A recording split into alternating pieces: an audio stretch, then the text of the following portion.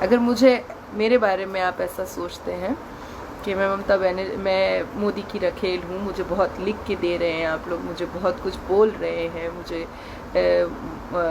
भारत के प्रधानमंत्री की रखेल बोल रहे हैं, तो आप लोग कितने वक्त से ममता बनर्जी की दलाली कर रहे हैं और उसका पैसा खा रहे हैं? नमस्कार।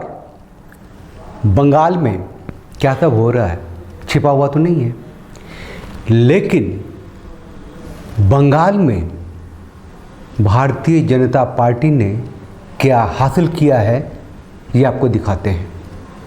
जाहिर है कंगना रनौत जैसी राष्ट्रवादी महिला के आंसू निकल आते हैं, उसका अकाउंट बंद हो जाता है, ट्विटर अकाउंट। वो कहती है कि क्यों डरते हैं हम राष्ट्रद्रोहियों से? नहीं डरते हैं। नाजिया इलाही खान नाम है इस महिला का। सुनिए, गौर से सुनिए, एक एक शब्द सुनिए और साथ में उन गालियों को भी पढ़ते जाइए जो उसे मिले हैं, मिलते रहे हैं जब भी वो लाइव आती है, कुछ ममता के खिलाफ बोलती है। मुझे तो ये नहीं समझ आती कि टीएमसी के खिलाफ, ममता बनर्जी के खिलाफ अगर कोई बोलता है तो उसे ये भी क्यों कहना पड़ता है? लेकिन मैं जितने दिन जिंदा हूँ उतने दिन मेरे गले से यही आवाज़ निकलेगी कि मुसलमान को हत्यारा मत बनाओ दीदी। कि जब तक मैं जिंदा हूँ मैं बोलता रहूँगा या बोलती रहूँगी। मतलब उनके खिलाफ बोलने का मतलब है हत्या। मुसलमान, रोहिंग्या और ममता का विरोध का मतलब है हत्या, गाली। बंगाल एक बहुत ही बुरे माहौल से गुजर रहा है, बहुत ही दर्दनाक माहौल से गुजर रहा है। शायद हम लोगों ने कभी ये सोचा भी नहीं था कि बंगाल का, दोस्तों हम सब देख रहे हैं कि बंगाल से बहुत ही ज़्यादा डिस्टर्ब करने वाली खबरें आ रही हैं, वीडियोस आ रहे हैं और फोटोज़ आ रहे हैं। ओपनली लोगों के मर्डर्स हो रहे हैं, गैंग रेप हो रहे हैं और घरों को जलाया जा रहा है। और कोई भी लिबरल कुछ नहीं कह रहा है, ना BBC world, telegraph, time, guardian, कोई इंटरनेशनल पेपर और कोई प्लेटफॉर्म उसे कवर नहीं कर रहा। मुझे समझ नहीं आ रहा कि इनकी क्या कॉन्स्पिरेसी है इंडिया के लिए। मेरी समझ से बाहर क्या करना चाहते हैं वो हमारे साथ? या हिंदू खून इतना सस्ता है या कोई बहुत बड़ी कॉन्स्पिरेसी का हम शिकार हो रहे हैं? बिकॉज ये बहुत ही ज़्यादा अननेचुरल है जिस तरह से चीज़ें हो रही हैं। और मैं अपनी सरकार, जिनकी मैं बहुत बड़ी सपोर्टर हूँ, आज मैं कहना चाहती हूँ कि मैं बहुत ज़्यादा डिसअपॉइंटेड हूँ। जो वहाँ पे खून की नदियाँ बह रही है तो आप लोग धरना करना चाहते हैं, इसकी कड़ी निंदा करना चाहते हैं। क्यों डर गए हैं देशद्रोहियों से इतना? देशद्रोही ये देश चलाएंगे क्या? मुझे पता है वो बहुत शोर करते हैं, इंटरनेशनल दबाव, मुझे पता है हम लोग बहुत बुरी तरह से फंसे हुए हैं। लेकिन अब इस वक्त पे जब प्रेसिडेंट रूल की जरूरत है, जवाहरलाल नेहरू 12 बार प्रेसिडेंट रूल या 8 बार लगाया था, इंदिरा गांधी ने 50 बार लगाया था, मनमोहन सिंह ने 10-12 बार लगाया था, तो हम किससे डर रहे हैं? कोलकाता को, वेस्ट बंगाल को सेव करना बहुत ज़रूरी है। प्रेसिडेंशियल रूल लाना बहुत ज़रूरी है। इमीडिएट प्रेसिडेंशियल रूल होना चाहिए।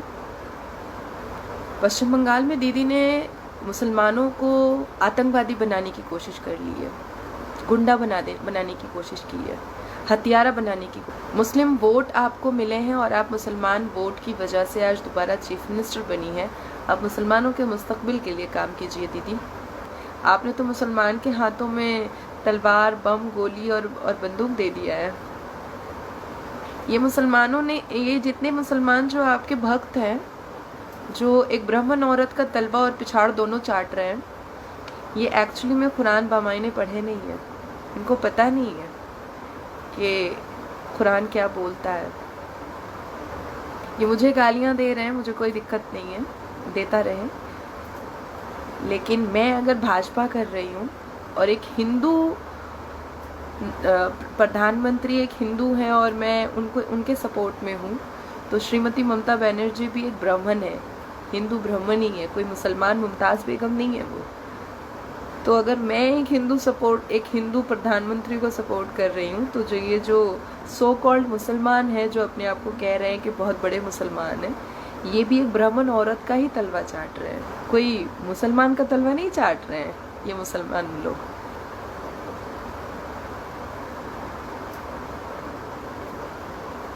अगर मुझे कुछ लोग कहते हैं कि मैं मोदी की रखेल हूँ, तो ज़रूर आप ममता बनर्जी के दल्ले होंगे, आप नुसरत जहाँ के दल्ले होंगे। अगर मेरे बारे में आप ऐसा सोचते हैं कि मैं मोदी की रखेल हूँ, मुझे बहुत लिख के दे रहे हैं आप लोग, मुझे बहुत कुछ बोल रहे हैं, मुझे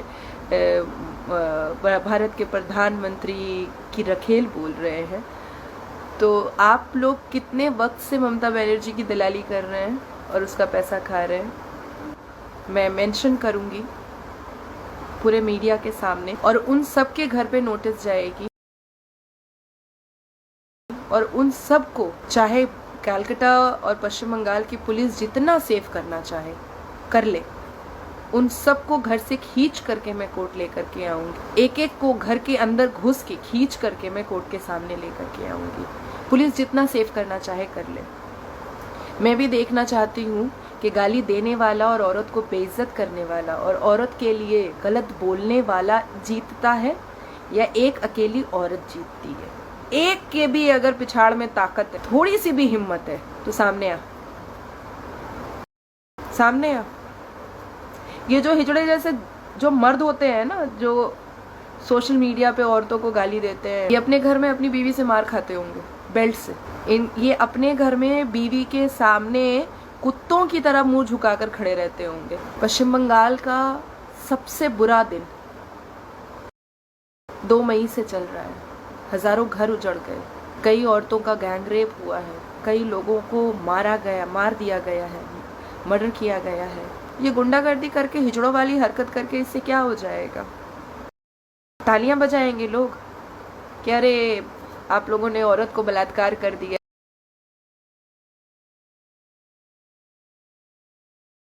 अरे वाह वाह वाह वाह, औरत का बलात्कार कर दिया, कितना अच्छा काम किया है, अरे वाह वाह, औरत को प्रोस्टिट्यूट बोलते हो, रंडी बोलते हो, अरे वाह वाह, मोदी की रखेल बोलते हो, वाह वाह क्या अच्छा काम किया है, अरे वाह, एकदम सुन्नत पे चल रहे हो तुम तो प्रॉफिट मोहम्मद के।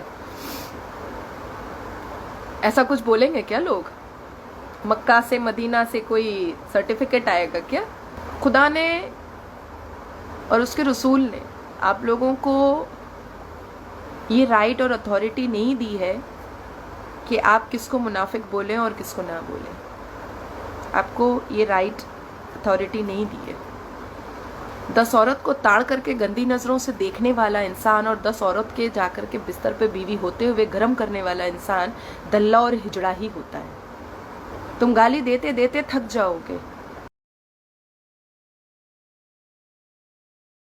लेकिन मैं अपना काम करते करते नहीं थकूंगी। और हाँ, राष्ट्रवादियों के लिए कहना चाहता हूँ, चैनल को लाइक कीजिए, शेयर कीजिए, सब्सक्राइब कीजिए।